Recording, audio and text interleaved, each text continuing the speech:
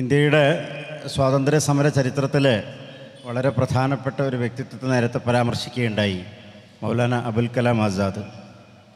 ആസാദ് ഒരു കോൺഗ്രസിൻ്റെ അഖിലേന്ത്യാ യോഗത്തിലാണ് പറഞ്ഞത്, ഞാനൊരു മുസൽമാനാണ്, എനിക്കതിലേറെ അഭിമാനമുണ്ട്. 14 നൂറ്റാണ്ടോളം മഹിതമായ ഒരു പാരമ്പര്യത്തിൻ്റെ പിന്തുടർച്ചക്കാരൻ എന്ന നിലയിൽ ഞാൻ ഏറെ അഭിമാനിക്കുന്നു എന്ന്. അതുപോലെ ഒരു ഭാരതീയൻ എന്ന നിലയിലും ഞാൻ അഭിമാനിക്കുന്നു.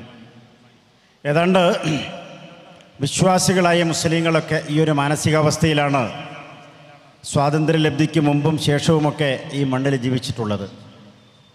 നമുക്ക് മഹാനായ വക്കം മൗലവിയെക്കുറിച്ചറിയാം. എന്നാൽ കേരളത്തിൻ്റെ ചരിത്രത്തിൽ ഒരു വക്കം അബ്ദുൽ ഖാദർ ഏറെയൊന്നും ചർച്ച ചെയ്യപ്പെടാതെ പോയ ഒരു ചെറുപ്പക്കാരനാണ്. തൂക്കുമരത്തിലേക്ക് ആനയിക്കപ്പെടുന്നതിന് മുമ്പ് തൻ്റെ പ്രിയപ്പെട്ട മാതാവിന് വക്കം അബ്ദുൽ ഖാദർ എഴുതുന്നൊരു കത്തുണ്ട്. ഉമ്മ, ഈ കത്ത് കിട്ടുമ്പോഴേക്കും ഞാൻ ഈ ലോകത്തു നിന്ന് വിട പറഞ്ഞിരിക്കും.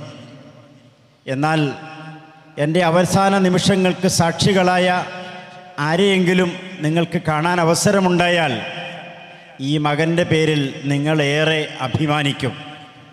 നെഞ്ചുപിരിച്ച് തൂക്കുമരത്തിലേക്ക് നടന്നുപോയ വക്കം അബ്ദുൽ ഖാദറിൻ്റെ പിന്മുറക്കാരാണ് കേരളത്തിലെ, ഇന്ത്യയിലെ മുസ്ലിം സമൂഹം എന്ന് പറയുന്നത്. ഇസ്ലാം മഹിതമായ ഒരാദർശം ഉൾക്കൊണ്ടുള്ള ഒരു സമൂഹമാണ് വിശ്വാസികൾ, മുസ്ലിങ്ങൾ എന്ന് പറയുന്നത്. ആ ആദർശം എന്ന് പറയുന്നത് അവരുടെ ജീവിതത്തെ സമൂലമായി പരിവർത്തിപ്പിക്കാൻ പര്യാപ്തമായ ആദർശമാണ്. ഓരോ നല്ല കാര്യങ്ങൾ ചെയ്യുമ്പോഴും അതിൻ്റെ ഗുണഭോക്താക്കളിൽ നിന്നോ നാം ജീവിക്കുന്ന ഈ നാട്ടിൽ നിന്നോ നമ്മുടെ ജീവിതകാലത്തോ എന്ത് തിരിച്ചു ലഭിക്കുമെന്ന് അങ്ങനെയല്ലല്ലോ. നാളെ എനിക്ക് പരലോകത്ത് എന്ത് ലഭിക്കും? അതിൽ നിന്നാണ് മഹിതമായ ഒരു സംസ്കാരത്തിലേക്ക് വിശ്വാസികൾ മാറുന്നത്. മുസ്ലിങ്ങളുടെ സംസ്കാരം അതാണ്. മറ്റുള്ളവരെ സ്നേഹിക്കാനും അവരോട് സ്നേഹവായ്പ കാണിക്കാനും മറ്റുള്ളവർക്ക് വേണ്ടി നന്മ പ്രവർത്തിക്കാനുമൊക്കെ നമുക്ക് പ്രേരകമാകുന്നത് നാളെയെക്കുറിച്ചുള്ള പ്രതീക്ഷയാണ്. അങ്ങനെ ജീവിക്കുമ്പോൾ നമുക്ക് സ്വാർത്ഥതകൾ കുറയുകയാണ്. അതുകൊണ്ടാണ് യഥാർത്ഥ വിശ്വാസികൾക്ക് ഭൗതികമായി എന്തൊക്കെ പ്രതിസന്ധികൾ ഉണ്ടായാലും അതിനിടയിലും സമാധാനത്തോടു കൂടി ജീവിക്കാനാവുന്നത്. ഇസ്ലാം സമാധാനത്തിൻ്റെ മതമാണ്.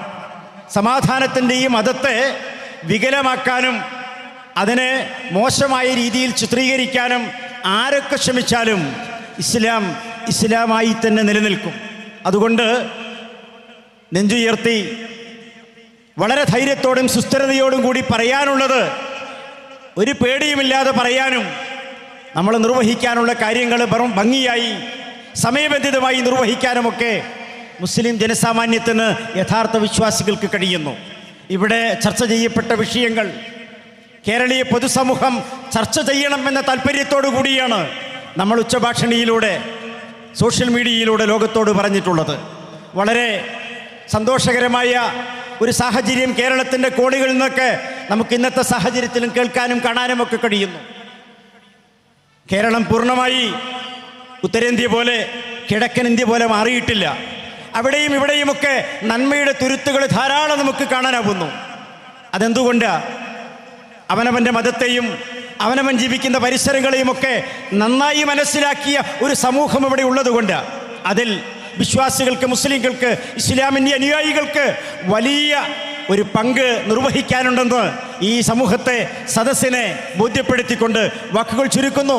അള്ളാഹു നമ്മുടെ ഈ ഒത്തുചേരൽ, ഇവിടെ സംഗമിച്ച മുഴുവൻ ആളുകൾ, ഇതിനു വേണ്ടി പ്രവർത്തിച്ചവർ, അവർക്കൊക്കെയും മതിയായ പ്രതിഫലം നൽകി അനുഗ്രഹിക്കട്ടെ എന്ന പ്രാർത്ഥനയോടുകൂടി വാക്കുകൾ ചുരുക്കുന്നു.